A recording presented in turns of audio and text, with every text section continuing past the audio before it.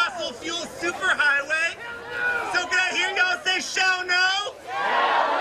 Can I hear you say shall no a little bit louder? Do y'all want Shell's Arctic drilling fleet parked right over there? Do y'all want coal and oil trains running through Seattle every single day? Do you want the North America's largest coal export terminal just a few hundred miles north of here? Yeah, so we're gonna shut that down starting today. My name is Ahmed. I'm with Rising Tide Seattle. We've got a lot of awesome speakers today. We're also going to be having a great march right after this down to the Port Commissioner's office to deliver them your letters. Si alguien acá habla español y prefiere escucharlo en español, yo estaré acá al lado de la mesa y por favor vengan a escuchar en español. Gracias. Everyone, my name is Precious with Gabrielle Seattle, and I have members here from Gabrielle Seattle, Anacline Seattle, and we're going to teach a chant. It's Mabuhay, which means long live in Filipino. So I'm going to say Mabu, and then you say hi. Mabu, Mabu, Mabu. Hi, hi, hi. Mabu, Mabu, Mabu. Hi, hi, hi. Mabu, Mabu, Mabu. Hi, hi, hi. Mabu. Hi. Mabu. Hi. All right, thanks. We're going to do that at the end of this song. So this song is a cover of a song called Chico Redemption Song, which was written by a group called the Diskarte Namin in San Francisco. And it is inspired by, in the Philippines, the Cordillera region, there were some indigenous women from the Kalinga tribe who did direct action to protest a dam of the Chico River, and because of that, the dam was not built. So we are going to sing a song in honor of that and in solidarity with a Shall No activist here. So we're just going to get started, okay?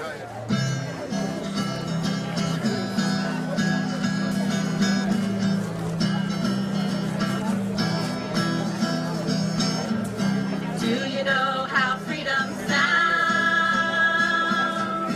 Do you know how freedom sounds?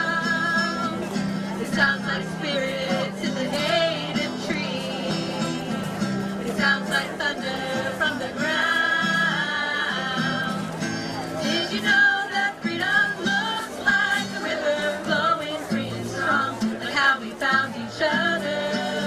And yes, together we will work. Try hard to make life better the way that water parts through stones. But we can't do this alone. There's a struggle in those hills. There's a struggle in those hills. You can feel its power.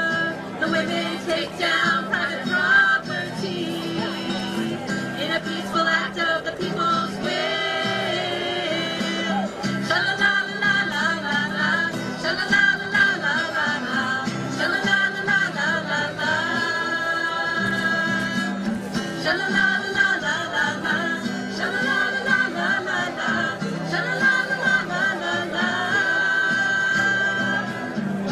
Can you see the mountains fall? So strong it can't be moved from force. It's the sweetest form of gravity. The need for all things to be free. So don't you see that freedom looks like a river flowing free and strong, like how we found each other. And yes, together we will work, try hard to make life better the way that water parts through stones. But we can't do this alone. No, we can't do this alone. Everybody say shall no. Say shall no. Mainit at militanteng pagbati sa lahat. Warm and militant greetings from Bayan Pacific Northwest.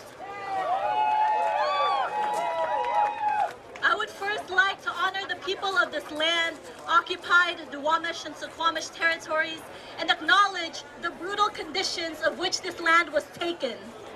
As part of colonized people resisting U.S. imperialism, we are in solidarity with all First Peoples of this continent. Bayan is a grassroots grassroots alliance of Filipino organizations composed of youth and students, women, workers, artists, and human rights advocates. We fight for economic justice and self-determination of migrant Filipinos here in the United States. And we remain deeply connected to the struggle for national democracy in the Philippines. As a mass movement, we are demanding national sovereignty, a just government that serves our needs, and the right to work and live off our land for the vast majority of our people. We in Bayan often say land is life. It's a simple statement that resonates so profoundly each time I go back to the Philippines. And for the majority of the people who continue to live there in the rural areas, land not only provides sustenance, livelihood, shelter, and medicine, but is also the source of connection, community, history, culture, and memory. I felt the sense of belonging in 2011 when I returned to the place of my birth, General Santos, and integrated with the indigenous Blaan community in the Sarangani province. This land has determined who we have become as people. It is the legacy of hundreds of years of resistance against Spain, Japan, United States, and all foreign economies that want to strip our mountains, destroy our homes, and eradicate our ways of life. As I watched the sunrise above majestic mountains while traveling through lush rainforests, I finally understood why people are taking militant action to defend their land, demanding multinational corporations like Shell to leave to stop their operations, and linking arms, forming blockades, filling the countryside with calls for justice, and even taking up arms when necessary. This land is worth defending.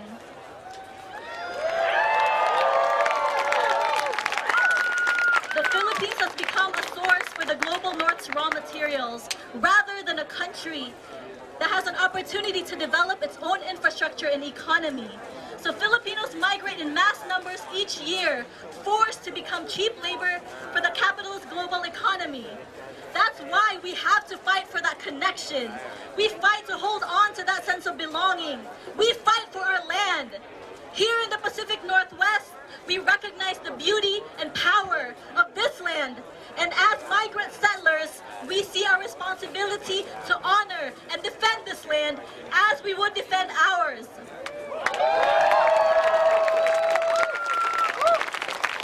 We recognize the struggle for climate justice as our struggle.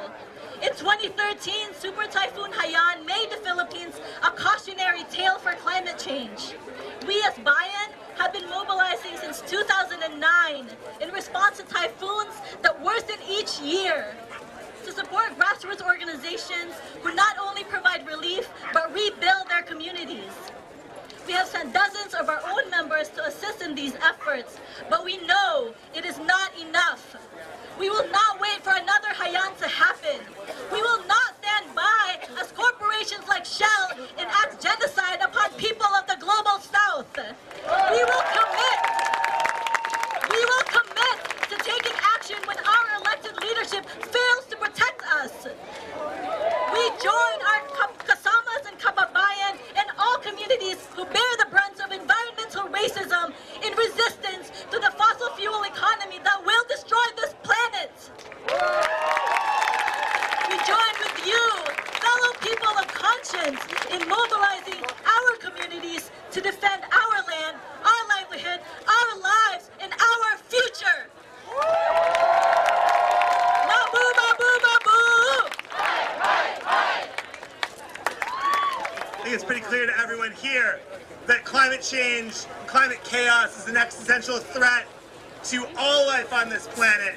But we shouldn't forget that right now in the here and now, there are communities that are much more impacted directly and much more threatened directly by climate change than our own. And that the logic that drives companies like Shell to drill in the Arctic and allows us to continue is a logic of racism that privileges the wealth and privilege of wealthy white people in the north above brown and black people in the global south. And that's the logic that drives this problem. So thank you so much, Katrina and the Bion crew. We gotta take all kinds of actions to solve it. Some of those actions are gonna happen on May 16th and 17th and 18th. Some of those actions are gonna involve people physically blockading and stopping these rigs from having operations conducted on them. Some of those actions are smaller actions and more personal actions of people committing to change their lifestyles, people committing to lobby their elected officials. And one really powerful movement that's happening right now is divestment of all of our resources from fossil fuel companies. So I'm really proud to bring up Understate Star Tacola from Divest Dub. We've had some major strides this year to talk a little bit about the work that they're doing and how it connects to the struggle and fight that we all have. Let's give it up for Sarah.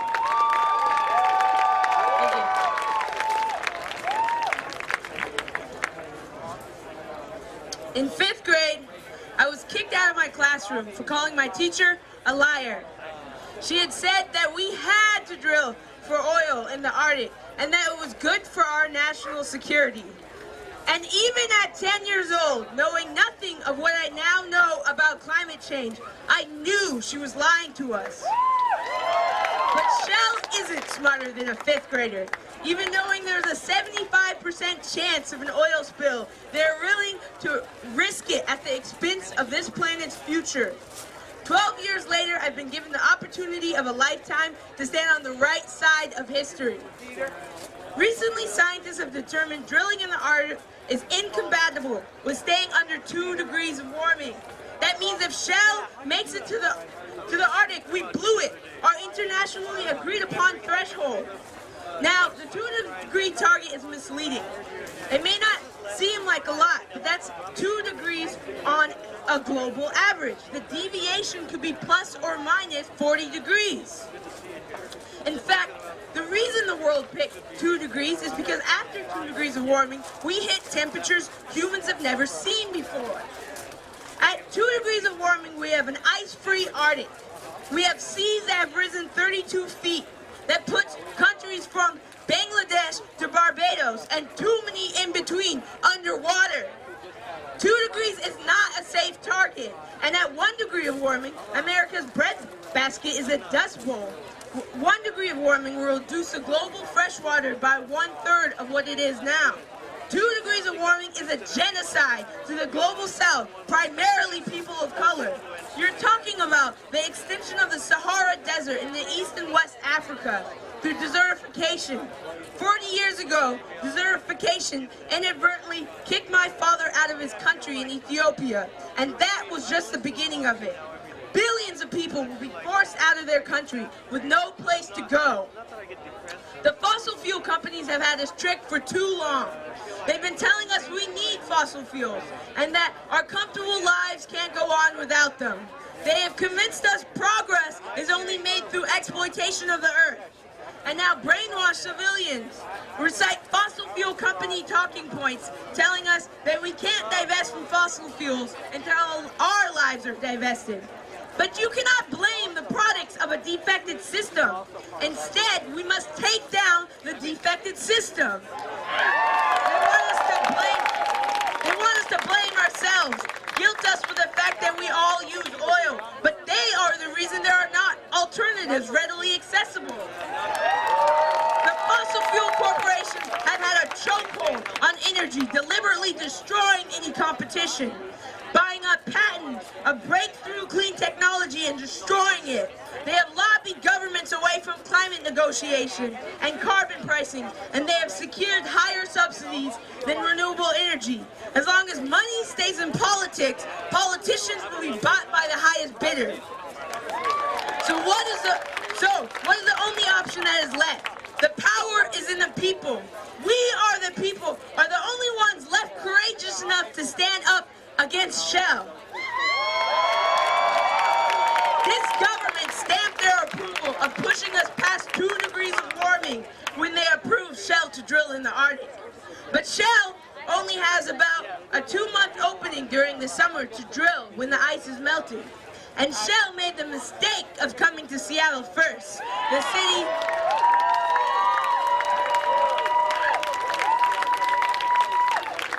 not only known for its environmentalism, but also also it's protests.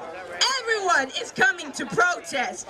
This isn't just the radicals. We have scientists, ecologists, and city council members who are willing to get arrested because they understand the severity of this moment. And they're not willing to let Shell destroy our future without a fight. This is a people versus Shell. Complacency equals consent. And if you aren't standing up against Shell, then when they're here in our backyard, then you are also guilty. We need everyone to join this. If we succeed in raising enough hell, we can delay this project to a standstill, as the people have done with Keystone XL. We'll be able to look back at this moment and tell our kids, we saved the Arctic. So tell your friends, boycott Shell, join the activism and resistance, get in a kayak and block the boat. Stand up in whatever manner you can. This is our lunch counter to sit on. This is our history to be made. We hold the world in our hands. Thank you. We are unstoppable. Another world is possible. We are unstoppable. Another world is possible. We are unstoppable. Another world is possible. We are unstoppable. Another world is possible. We are unstoppable. Another world is possible. Thank you, King. My name's Jill Magali-Man. I'm the Executive Director of Got Green. We are a people of color-led environmental justice grassroots organization based out of Southeast Seattle. We organize there because we see it as the last battleground of gentrification in our city. We see the rising costs, the displacement. We see the double unemployment of a historical African-American neighborhood and immigrant neighborhood is no longer that anymore. People are being pushed out, mass development and the rising costs. Seattle is becoming the greenest city and yet the most expensive city in the country. So we really work at the intersection of environmental justice, racial justice, and economic justice. We want to see that the benefits of the green economy reach people of color and low-income people, people who have been left out of the conversations, left out of the table, left out of decision-making for years and years. And so we want to honor all of those who have come before us, including, those who have lost their lives in this struggle against environmental racism and the fight to, for their homes. To us, the environment is not just about conservation. It is about our built environment where we eat, work, live, and play. And so looking around us, this is our home, this is our environment, and that is what we are defending and what we want to see our people and our young people to have for many years to come. And this is about resiliency, because we've been fighting for so long. Communities of color know resiliency. We know how to survive. And so the solutions lie deep in the community with people who are not even here, people who are working, single moms, folks who are holding down 3 or 2 jobs, people who are going to school. Those folks know what it takes to survive this mess that corporations have caused. They are, living climate justice now. They know what it takes to get us out of this mess. And so I do want to also honor that even though I'm here standing here representing communities of color, I cannot speak for everyone who is not here. And I know that we are going to do everything we can take to find these folks and make sure that their voices are heard. And I know everyone here wants to grow this movement, but also know this work does not just end here in this park, that from here on, we have to do more actions. We have to talk to our neighbors. We have to build community and lift up the voices that are most often not heard. And these corporations in the port, they need to be held accountable. This is not right. They did this without even considering what it would do to us or even asking us. Did they even bother to ask us? No. Does anyone really want this Arctic drill to happen? No, right? Especially if we know what it's going to do to the global south. And what is it going to do to South Seattle? South Seattle is already facing high asthma rates and health risks because of the pollution. The air we breathe in South Seattle is different from the air we breathe in North Seattle. And the Duwamish is going to be flooded. So all of these beautiful things, are going to be, they're at risk. And how dare they? How dare they? And then they they threaten about jobs. And that really gets Scott Green angry. When we talked about what was going on, you know, we're all about creating jobs, but we want jobs that are healthy for our community and for our planet. We want jobs that feed our families and our souls. We want jobs that's not gonna hurt anyone. And so when they talk about jobs and trying to divide us, we say hell no, shell no. We say we want good, green, living wage jobs that will strengthen us from here on out, and we don't want these jobs. We don't want these dirty jobs that they are bringing in. And so I encourage, you know, everyone to talk to the workers, and also I'm sure them deep down they also know that this is wrong, and that they are also looking for a just transition out of this, you know, dirty, polluted, exploitive, for-profit, capitalist economy. This is not the economy that we want. We want an economy of needs-based, an economy where everyone's basic needs are made and that the planet and the community is healthy. We don't want an economy where people are being locked up or disposable. We want people to be treated with respect and dignity, and that is where, you know, that's where we all need to come together. And because I live for that day. I live for that day when we don't have to have Arctic drills, or we don't have to have prisons, or we don't have to have unemployment, or students dropping out because they can't afford tuition. I live for that day when our communities are healthy and happy. Thank you. Thank you so much. It is great to be back in Seattle. I was born and raised here, and I love Seattle. There are so many things I love about Seattle. Orcas, seals. I love that we composted in Seattle before most cities knew what composting was. I love that we're committed to zero waste and reducing our carbon, and that we in Seattle believe that everybody deserves a living wage. I love that. But mostly I love that in Seattle we know how to come together and stand up to corporate power run amok. We have done it before, and we will do it again. And it's not just in Seattle, but it's over the entire Pacific Northwest. We are rising up against oil trains and coal exports and Arctic drilling. So thank you for coming out today and being part of that. We are drawing the line here. We are saying not in our beloved Pacific Northwest, not in our incredible city, Seattle. We will not be part of facilitating this pathological addiction to fossil fuels when we know that there is a better way. Today we are focusing on the Arctic, and the Arctic is an incredibly important ecosystem. It is worth fighting for. The world needs a healthy Arctic. But today is about so much more than the Arctic. It is about what kind of future we want, and very importantly, who gets to decide. Oil companies already have more oil on their books than the planet can sustain burning. The last thing we need is more extraction, production, drilling, and burning of fossil fuels. Enough. We are drawing the lines today. We know that we can do better, and that's why we're here to say no to Arctic drilling, but we're also here to say yes. We are here to say yes to a clean energy economy that provides clean energy jobs. Shell has already spent between $1 and $4 billion to drill for oil in the Arctic this summer. They are like the crack addicts digging at the carpet looking for the last little remnants. Think about the clean energy infrastructure we could have built with that money. That is what we need to be doing. We are also here to say yes for a thriving, functioning democracy. A democracy that listens to people and the planet, not the fossil fuel companies and the 1%. We are really here about our future. This battle in Shell at Terminal 5 is emblematic of a much bigger battle that our country is in the midst of.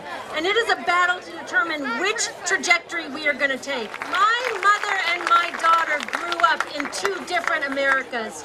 My mother grew up at a time when people came together, reduced their personal consumption for a greater good. She had relatives, my father even, who went to school on the GI Bill. She knew what it was like to believe in a brighter future and to have hope and a sense of possibility. My daughter is growing up in a different America. She's growing up facing obscene levels of inequity. in one of the richest countries in the world. She has classmates that are homeless, who do their homework in cars. She has friends that are scared to go to college because of graduating with hundreds of thousands of dollars of debt, being crippled to not be able to pursue their dreams. And above all, her generation is growing up with a sense of fear and anxiety about the climate.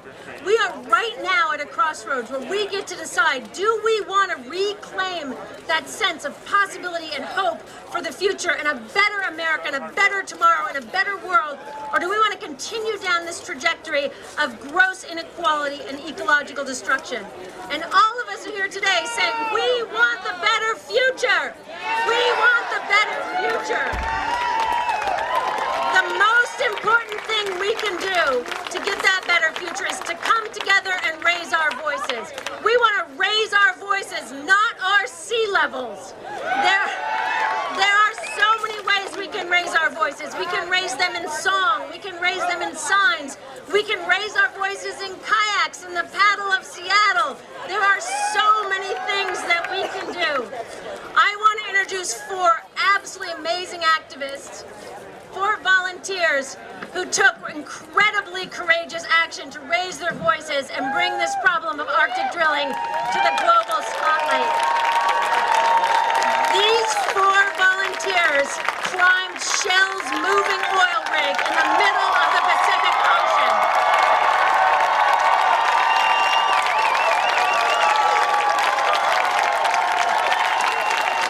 Now, luckily, we don't all have to climb a moving oil rig in the middle of the Pacific Ocean. There's lots of other ways to be involved, starting with today, but I want to turn this microphone over to these amazing volunteers who, for me personally, have been a huge source of inspiration, and I'm sure for all of you too. Thank you guys so much. Hello! I just want to say it's amazing to be here, and being up on that rig and hearing about what's happening in Seattle was phenomenal, just knowing that there was a movement growing here. Yeah, this is a fight that's global. It's about the whole planet. It's about every creature. It's people versus Shell and people versus polluters. And what we did is just a small slice of the courage that I know that all of you have, and the courage that the world has to fight climate change and fight Shell.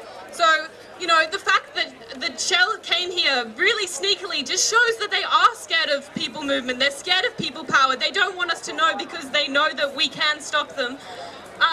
Yeah, so I guess we're going to go back to our countries and try and spread the word because it's a global fight, and what happens in Seattle and what happens in the Arctic matters to us all. So let's do it. Thank you.